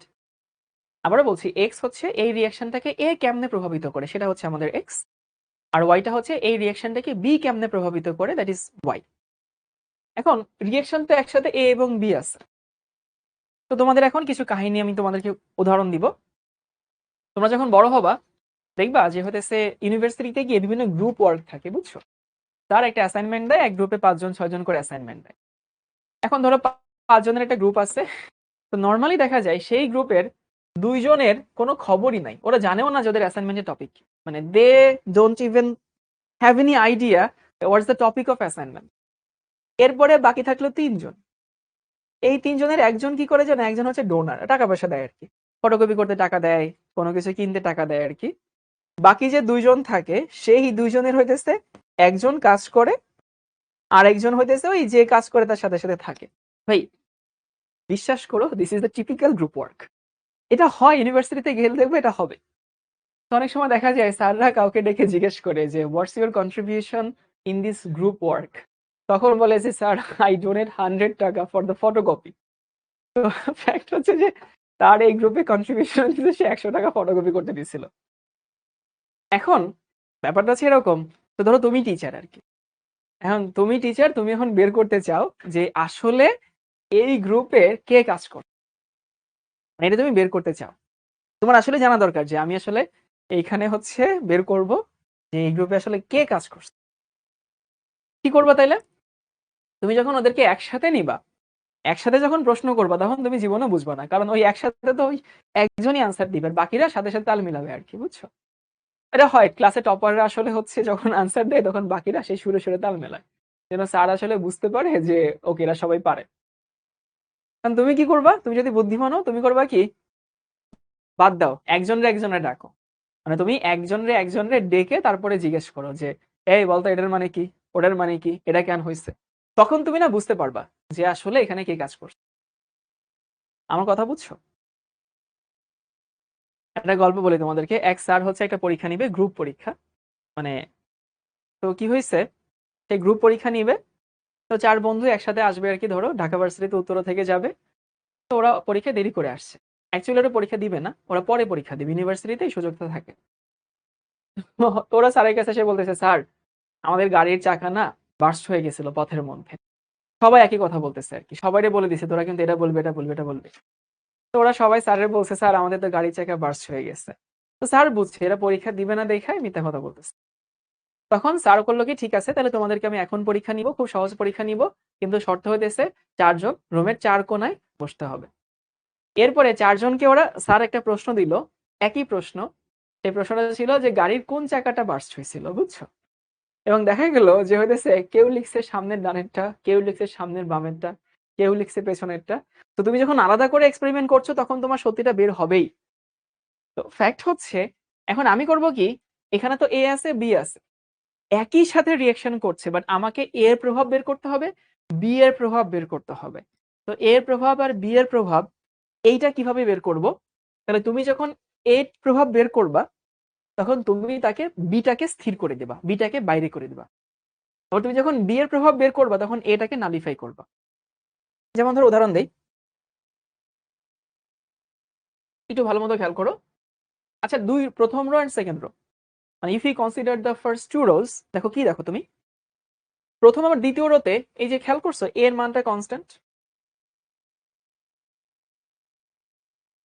এর মানটা হচ্ছে কনস্ট্যান্ট। এখন এর মানটা যে কনস্ট্যান্ট তার মানে কি, আমি যখন প্রথম রো আর দ্বিতীয় রো নিয়ে অ্যানালাইসিস করব, তো there is no effect of A, কারণ কি এর মানটাকে আমি স্থির রাখছি। এরে বলছি তুই বয় তোরে চুপচাপ থাক, আগে আমি বি রে দেখি।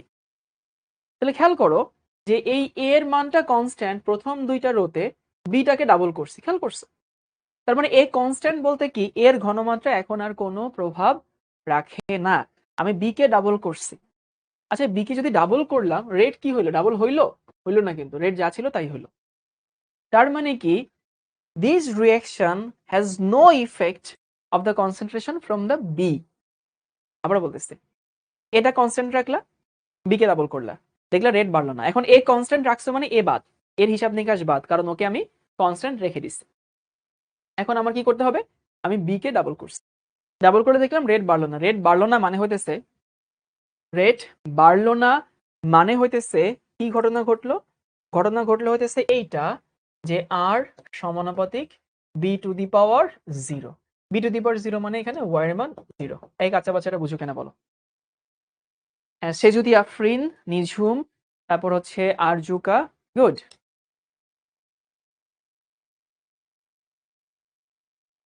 এবার তোমাকে এ কে চেক করতে হবে। এখন আমি যদি এ কে চেক করতে চাই, যদি এ কে চেক করতে চাই তাহলে আমাকে কি করতে হবে, বিটাকে স্থির রাখতে হবে, তাই না? তো আমি যদি এখন এ কে চেক করতে চাই, we need to keep the B constant. আচ্ছা বি কনস্ট্যান্ট কোথায় কোথায় আছে দেখো তো, কত নম্বর রোতে আছে? প্রশ্ন হচ্ছে বি কনস্ট্যান্ট কত নম্বর রোতে আছে? এই দেখো 1 নম্বর রো আর হইতেছে 3 নম্বর রো, 1 এবং 3, বুঝো কিনা? 1 এবং 3 এই দুই জায়গায় বি কনস্ট্যান্ট আছে। তো 1 এবং 3 যদি বি কনস্ট্যান্ট থাকে, তাহলে বি কনস্ট্যান্ট রেখে আমি দেখো এ কে ডাবল করছি, এই যে বি কনস্ট্যান্ট রেখে এ রে ডাবল করছি। তার মানে এখন আমাদের প্রভাবিত করছে কে, প্রভাবিত করছে হচ্ছে এ। তাহলে এ কে ডাবল করছি, রেটও কি হচ্ছে, ডাবল হচ্ছে না, দেখো ডাবল হচ্ছে 1.2 2.4। তাইলে আমি এ কে করলাম ডাবল, রেট হইলো ডাবল, এ রে ডাবল করলাম, রেট ডাবল হইলো, ডাবল করছি ডাবল হয়েছে মানে কি সমানুপাতিক। সমানুপাতিক যদি হয় we can write down R is proportional হচ্ছে এ। তার মানে ভাইয়া এখানে এক্স এর মান কত, এক্স এর মান 1, কারণ এখানে তো 1 লেখা যায়। তো our final rate equation is this is R সমান k into A. This is our rate equation. একটা আনসার পেয়ে গেছে। বুঝিয়ে আছো সবাই?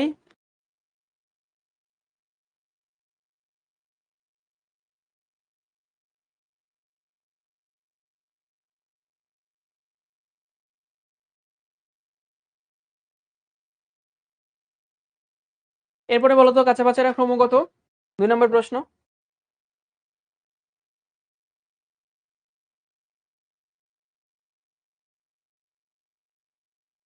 প্রশ্ন হচ্ছে what is the order of that reaction. ক্রম কি, এই যে এক্স প্লাস ওয়াই ছিল না, তোমাদেরকে বলছি এক্স প্লাস ওয়াই, তাহলে ক্রম কত, প্রথম ক্রমের বিক্রিয়া। যদি কেউ এটা না বুঝো কোনো সমস্যা নেই, আমরা পরের ম্যাথটা দেখাচ্ছি, সেটা দেখলে বুঝতে পারবা সুন্দর মতো। শোনো বিক্রিয়া ক্রম কিন্তু কলেজে স্যাররা এত ডিটেলসে পড়ান না, যদি কেউ কলেজে পড়ে থাকো তাহলে রিলেট করতে পারবা। মানে this is a topic they just go through, মানে মানে স্যাররা এত এত ডিটেলসে ইউজুয়ালি যান না। কিন্তু আমি যাচ্ছি, আমার ভালো লাগে, টপিকটা আমার খুবই প্রিয় টপিক, এই জন্য হচ্ছে আমি তোমাদেরকে ডিটেলসে পড়াচ্ছি। কিন্তু যেটুকু পড়াচ্ছি শিখে নিও, ভালো লাগবে, মজা লাগবে আর। ওকে চলো আমরা পরের আরেকটা রিয়েকশন দেখি, মানে আরেকটা প্রশ্ন দেখি।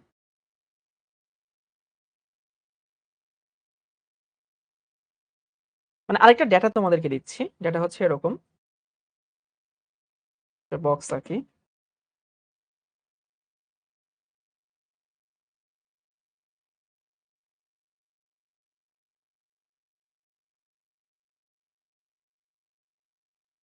এইখানে NO এর কনসেন্ট্রেশন, H2 এর কনসেন্ট্রেশন, আর হচ্ছে রেট। এটা হচ্ছে 5, 0.5, 0.2,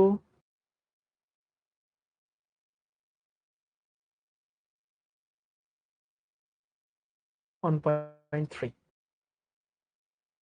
এটা হচ্ছে 1। আমি অন্যটা রং নিই তাহলে would be easier to understand। এটা হচ্ছে 1, এটা হচ্ছে 0.2, এটা হচ্ছে 5। অ্যাকচুয়ালি 1 পয়েন্ট এখানে 25 লিখ তাহলে আরো সুবিধা হবে। আর থার্ড এক্সাম্পল ইজ এখানে 1, এখানে 0.4, এখানে হতেছে 10। ওকে, একই প্রশ্ন, একই প্রশ্ন মানে হতেছে এইটা রেট ইকুয়েশন, আর 2 নম্বর হচ্ছে অর্ডার। এটা এখন করে দিব না হোমওয়ার্ক দিব, কি চাও তোমরা? দেখি মেজরিটি কি চায়। সেম সেম এক কালার, ওই একই রং ডিজাইন, না একই ডিজাইন রংটা ভিন্ন আর কি। এই বলো বলো কি চাও কি চাও?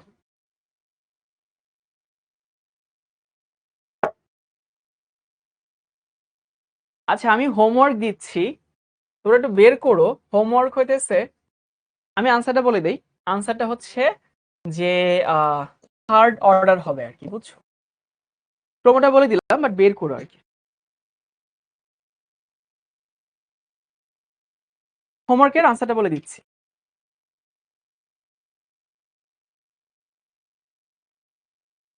একটু নিজেরা বোঝার চেষ্টা করো, না বুঝলে আমি আগামী ক্লাসে করে দেবো, টেনশন নেব না। আমি রাফাকে বলে দিব না যে এটা যেন স্লাইডে রাখে। একজন বলছে ভাই বই থেকে পড়ান। শোনো একটা কথা আছে যে if you want to learn, learn from an experienced person. এবং এটাও বলা হয় যে it is better to learn from an experienced person rather than a book. কারণ বইগুলোতে আসলে কোনো না কোনো এক্সপেরিয়েন্সড পারসন লিখে, আর কোন একজন এক্সপেরিয়েন্সড পারসন হয়তো অনেকগুলো বই পড়ে তারপর তোমাকে হচ্ছে ডেলিভার করছে।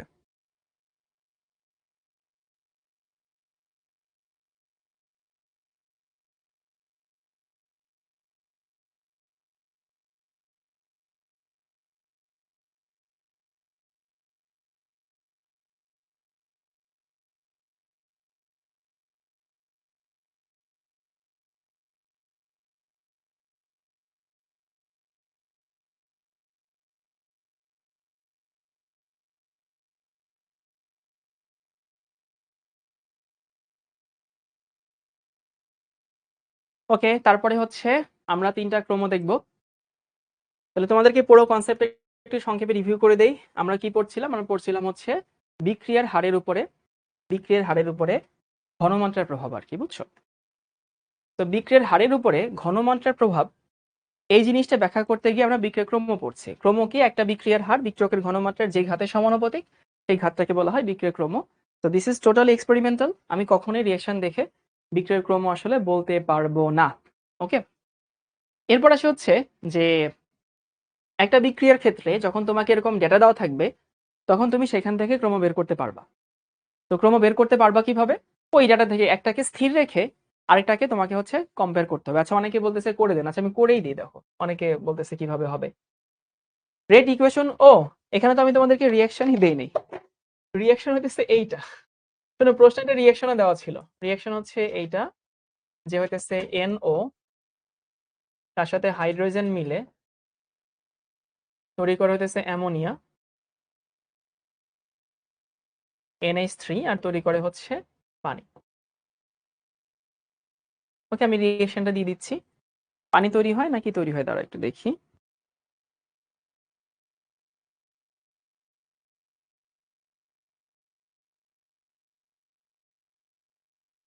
নাইট্রোজেন তৈরি হয়, তৈরি হয় হচ্ছে নাইট্রোজেন আর তৈরি হয় হচ্ছে পানি। তোমাদেরকে এই বিক্রিয়াটাও দিয়ে দেওয়া আছে। এখানে হচ্ছে 2, ওকে এটা এরকম একটা রিঅ্যাকশন দেওয়া আছে। এখন আমি যদি রেট ইকুয়েশন লিখতে চাই, রেট ইকুয়েশন কি দাঁড়াবে? ইকুয়েশন দাঁড়াবে হতেছে এইটা, আর সমান k into NO to the power হচ্ছে x H2 two the power হচ্ছে y।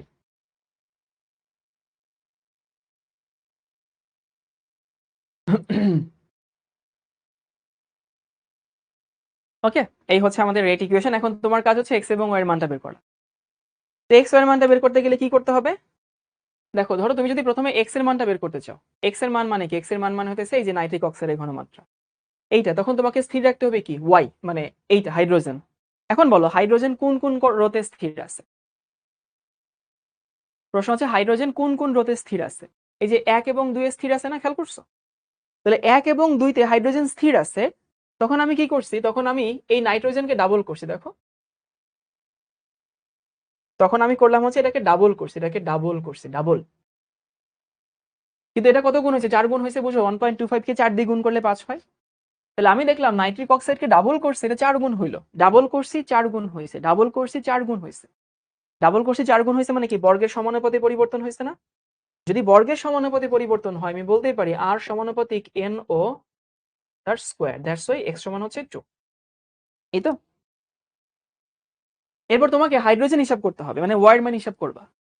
তো হাইড্রোজেন হিসাব করবো তখন কিভাবে? আমি নাইট্রিক অক্সাইডকে স্থির রাখবো। এখন দেখো কোন রোতে নাইট্রিক অক্সাইড স্থির আছে, দেখো এই যে এই দুটাতে 1 1। তাহলে যদি আমি নাইট্রিক অক্সাইডকে স্থির রাখি, দেখো এটা ডাবল করছি, এটা ডাবল হইছে, ডাবল করছি হাইড্রোজেনকে, ডাবল হইছে, ডাবল করছি ডাবল হইছে, ডাবল করছি ডাবল হইছে, মানে সমানুপাতিক। সমানুপাতিক মানে আর সমানুপাতিক হচ্ছে এখানে হাইড্রোজেন। তার মানে এখানে তোমার হচ্ছে y এর মান হচ্ছে 1। তাহলে this is our rate equation. Rate equation সমান হতেছে r সমান হতেছে k ইনটু NO তার স্কয়ার হাইড্রোজেন। এই হচ্ছে আমাদের রেট ইকুয়েশন। আর আমাদের ক্রম কত? ক্রম হতেছে, যোগ করো, অর্ডার হচ্ছে 2 যোগ 1, মানে হচ্ছে এটা থার্ড অর্ডার রিঅ্যাকশন।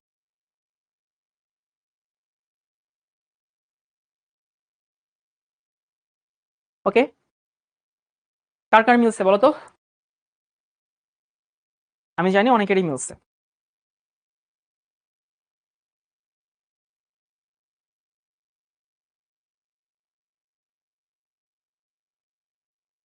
মিলছে, নিঝুমের মিলছে, নাইম জানি কি একটা বলছে, আমার মিলছে, আমার মিলছে, আমার মিলছে।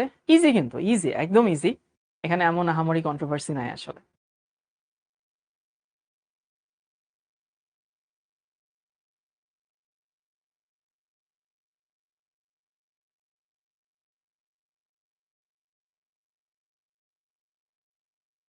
ওকে, তারপরে দেখি এই যে 3টা ক্রম। তো 3টা ক্রম যে আমরা পড়ছি, আমি তোমাদেরকে একটু বলে দেই। সেটা হচ্ছে একটা বিক্রিয়া তোমাদেরকে দেখাই। এটা একটু নিচে নামাই, দাঁড়াও। টিকো নিচে নেমে গেছে, আচ্ছা সমস্যা নেই। একটা বিক্রিয়া হয়ে তারপরে আমি সব কিছু হইতেছে সেভাবে সেই অনুযায়ী করব। বিক্রিয়াটা হচ্ছে আমাদের এরকম, একটু বড় মোটা করে লিখবো। এই হচ্ছে আমাদের রিঅ্যাকশন। ধরো এ থেকে বি তৈরি হচ্ছে।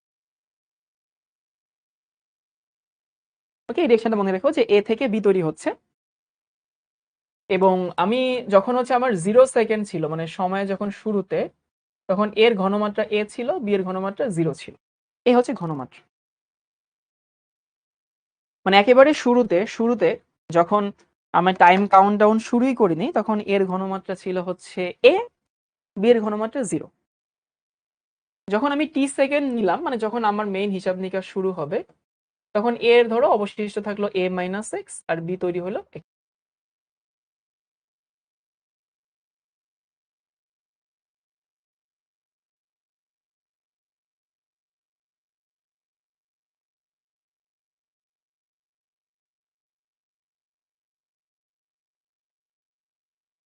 তাহলে সবাই এটুকু ভালো মতো মাথায় গেঁথে রাখো।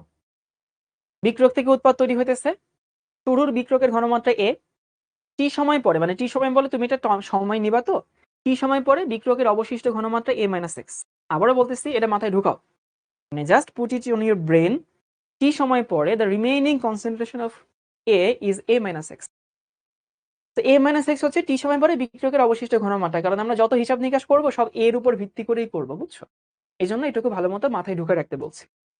আবারও বলতেছি, যে টি সময় পরে অবশিষ্ট বিক্রিয়কের ঘনমাত্রা হচ্ছে a মাইনাস এক্স, টি সময় পরে উৎপাদের ঘনমাত্রা হচ্ছে এক্স, আর টি সময় পরে এক্স পরিমাণ বিক্রিয়ক উৎপাদে পরিণত হয়। এই ডেটাটুকু মাথায় রাখতে হবে। এবার চলো আমরা কিছু হিসাব নিকাশ দেখবো, বুঝছো? কিছু হিসাব নিকাশ আমাদের করতে হবে। আর এখানে আমি অনেক ম্যাথমেটিক্স দেখাবো, ক্যালকুলেশন, প্রতিপাদন দেখাবো। প্রতিপাদনগুলো না পড়লেও খুব একটা হবে। ধরো শূন্যক্রম বিক্রিয়ার জন্য কি হয়, মাইনাস ডিসি বাই ডিটি সমান হতেছে k into C to the power 0। Minus d c by d t মানেই তো রেট, তাই না? এবং রেট হচ্ছে k into C to the power 0। This is zero order রিঅ্যাকশনের জন্য। প্রথম ক্রম বিক্রিয়ার জন্য কি হবে, মাইনাস ডিসি বাই ডিটি সমান কে into C to the power 1। Minus d c by d t কি, রেট, এবং তোমাদের কি বলছে সি কার ঘনমাত্রা, বিক্রিয়কের ঘনমাত্রা। তো বিক্রিয়কের ঘনমাত্রা অবশ্যই কি হবে, মাইনাস একটা হবেই। বিক্রিয়কের সাপেক্ষে বের করলে একটা মাইনাস আমরা দিতাম প্লাস বানানোর জন্য। মাইনাস ডিসি বাই ডিটি সমান কে ইন্টু সি তার স্কোয়ার। দেখো তো এটুকু বুঝতে কারো সমস্যা হওয়ার কথা না? এটুকু সবার কাছে ইজি পিজি মনে হওয়ার কথা।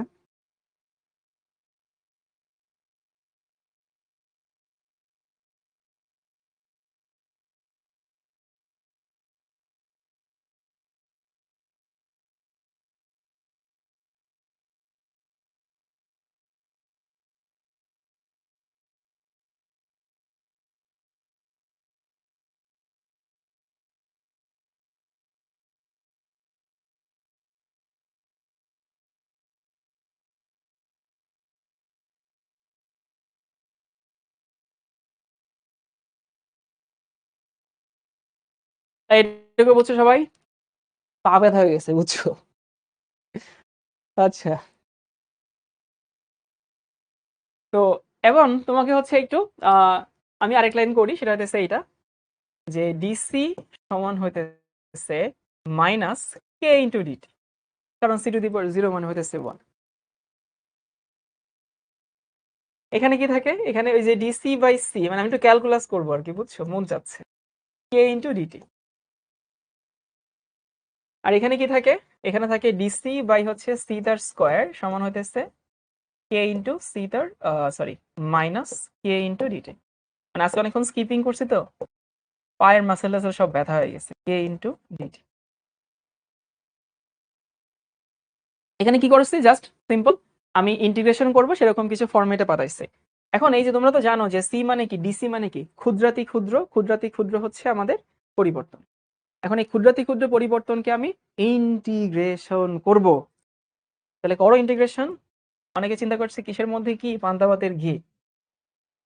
পড়ছিলাম কেমিস্ট্রি, এর মধ্যে কি একদম বাগডম নিয়ে আসলেন।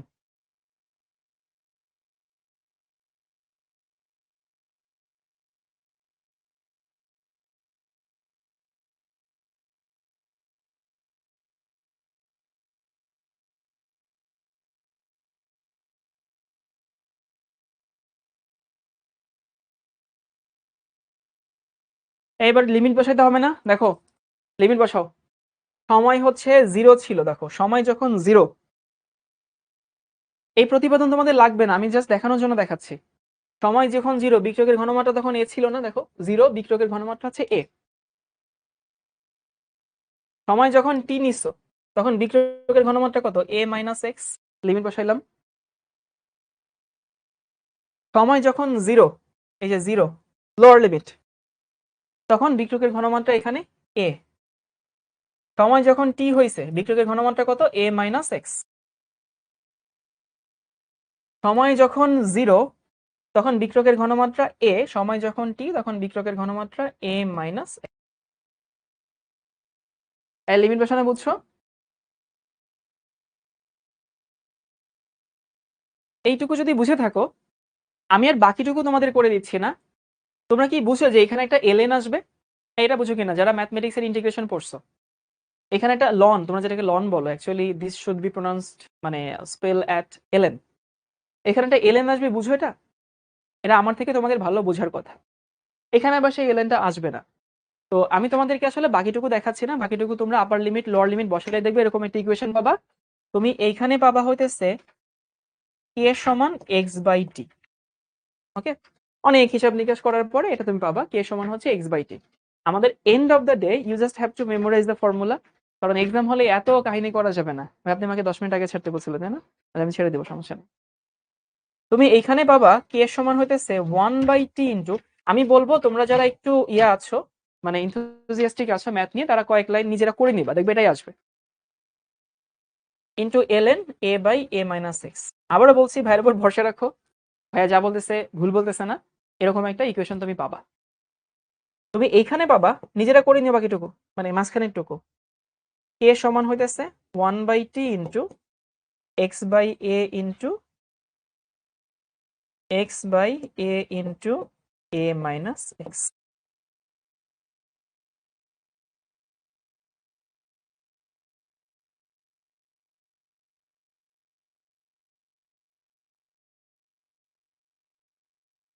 একজন বলছে করে দেন, না এটুকু আমি করে দিব না, এটুকু করলে শুধু শুধু সময় নষ্ট হবে, বুঝছো? ওটুকু তো তোমার লাগবে না। তোমরা তো বুঝতে পারছো এখানে একটা এলএন আসতো, সেই এলএনটা এখানে আসছে। তাহলে তোমাদের আপাতত হচ্ছে আজকের ক্লাসের কাজ হচ্ছে এই 3টা ইকুয়েশন মনে রাখা। এবং তোমাদেরকে আবারও বলতেছি, আগামী ক্লাসে আসার আগে তুমি বই পড়বা না, মানে বিক্রিয়ার ক্রমের অংশটুকু বই পড়বা না। তুমি বই পড়বা কি, তুমি বই পড়বা হইতেছে শুধু ওই এর আগ পর্যন্ত, অ্যার্হেনিয়াস ইকুয়েশন পর্যন্ত। ক্রম বই পড়তে গেলে কিন্তু বুঝবা না। তো আগামী ক্লাসে আমি এই স্লাইডটাই হচ্ছে ওদেরকে রেখে দিতে বলবো। তোমরা দেখবে এই স্লাইডে তোমাদেরকে এটা আপলোড হবে, পুরো স্লাইডটা আপলোড হবে। তো এখানে কিছু ব্ল্যাঙ্ক স্লাইড যাবে, সেটা দেখে আবার কেউ ভয় পেও না যেগুলো কবে করাবেন, এগুলো আমি আগামী ক্লাসে করাবো। তো আমি বলেই দেবো না এখানে আরেকটা ক্লাস আছে, বুঝছো? আমাকে 10 মিনিট আগে ছাড়তে বলছে। আর ইভেন হচ্ছে আমি সামনে যাইতেমো না। তো আগামী ক্লাসে আমি এইটার উপরেই ক্লাস নিব। আর তোমাদের কিন্তু ব্ল্যাঙ্ক স্লাইড গুলো যাবে তোমাদের ওখানে, তো ভয় পেও না যে আল্লাহ রে ভাই কই থেকে কি আসলো। তো তোমরা এটাকে হতে সেভাবে রেখে দিও। আর ইয়া রবিন ভাই, আপনার একটা দায়িত্ব থাকলো ভাই, আমি এই ইএনবি ফাইলটার উপরে ক্লাস নিব আগামী, এই ইএনবি ফাইলটার উপরে। ঠিক আছে, একটু মাথায় রেখেন এটা। হ্যাঁ, তোমাদের কাজ কি বলতো? তোমাদের কাজ হইতেছে বই না পড়া, শুধু খাতা এটুকু দেখে আনা। আর যেটুকু আমি পড়াচ্ছি শুধু ওইটুকু দেখে আনা। আগামী ক্লাসের পর আমি বই পড়তে বলবো। একজন বলছে বই তো খুঁজে পাচ্ছি না, খুঁজে পাবা না, একটু ওয়েট করো তারপরে খুঁজে পাবা, ঠিক আছে? তো দেখা হচ্ছে ইনশাল্লাহ আগামী ক্লাসে। ভালো থেকো সবাই। C you tomorrow. টুমোরো না, পরশুদিন। আল্লাহ হাফেজ সবাইকে।